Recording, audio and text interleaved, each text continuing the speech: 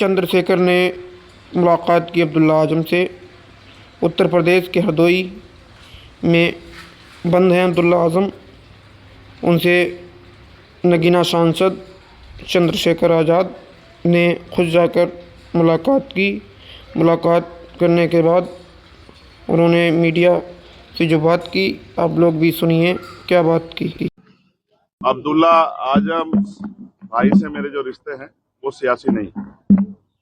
जब भी मैं किसी तकलीफ में रहा, आजम भाई का और इस पूरे परिवार का सहयोग मुझे हमेशा मिला है।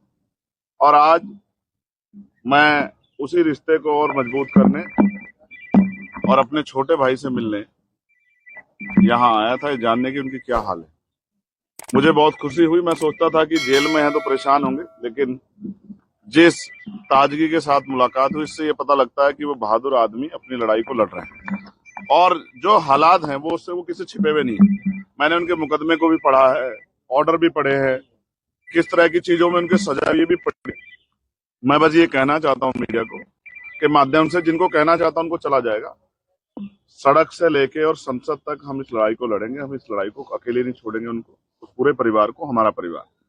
आज जिस तकलीफ में हमें इस बात का दुख है कि सत्ता में बैठे लोग सत्ता के अहंकार में उनका दमन कर रहे हैं और तमाम लोग इसका तमाशा देख रहे हैं। ये भी इतिहास में लिखा जाएगा कि जब एक परिवार को, जिसने लंबे समय सेवा की उत्तर प्रदेश की, कमजोरों की, मजलूमों की, आज अगर उसको जरूरत है तो सब लोग उनके इस दर्द में शामिल नहीं हो रहे। मुझे इस बात की तकलीफ है।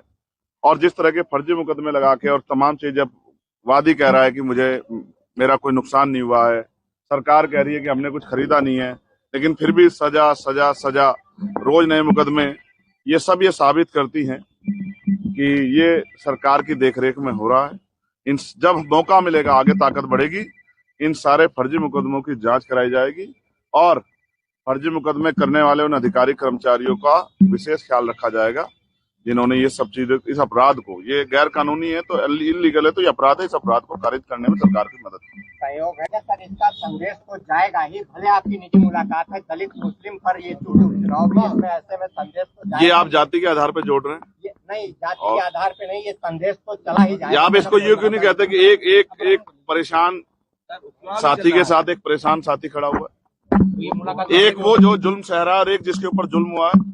गोली उत्तर प्रदेश में किसी और पे चली है क्या? पिछले साल से सर बंद है, 1 साल हो गया। इससे पहले आपको शायद नहीं पता है, लगातार परिवार के जरिए मेरी बातचीत होती है। उनके साथी जो यहाँ थे उनके जरिए मैं जानकारी लेता हूँ। मैं इसको पॉलिटिकल नहीं बनाना चाहता था इसीलिए, लेकिन अब मेरे पास ऐसे इनपुट थे कि अब ज्यादा मेरे भाई को मेरी जरूरत है, तो ऐसे समय पे मेरा चुनाव में घूमना या वो सब चीजें बाद में मैंने उनको लिया और मेरा मन था कि पहले मैं जाके मिलकर उनके हालात को जानूं। मुझे एक खतरा और है, ये मेरा पर्सनल है, मेरे बहादुर छोटे भाई ने मुझसे नहीं कहा। जिस तरह से पिछली कई घटनाएं हुई है, मैं उनकी जान की सलामती की प्रार्थना करता हूं और मैं सरकार से कहता हूं कि ठीक है, आपके विरोध, अंतर विरोध हो सकते हैं, वैचारिक विरोध हो सकते हैं, राजनीतिक विरोध हो सकते हैं, लेकिन मैं चेतावनी के तौर पर कहना चाहता हूं कि अगर कोई इस तरह का षड्यंत्र या साजिश करने की कोशिश की गई तो हम और हमारी पार्टी के लोग बिल्कुल चुप नहीं रहेंगे, ईंट से ईंट सरकार की बजा देंगे। ये चेतावनी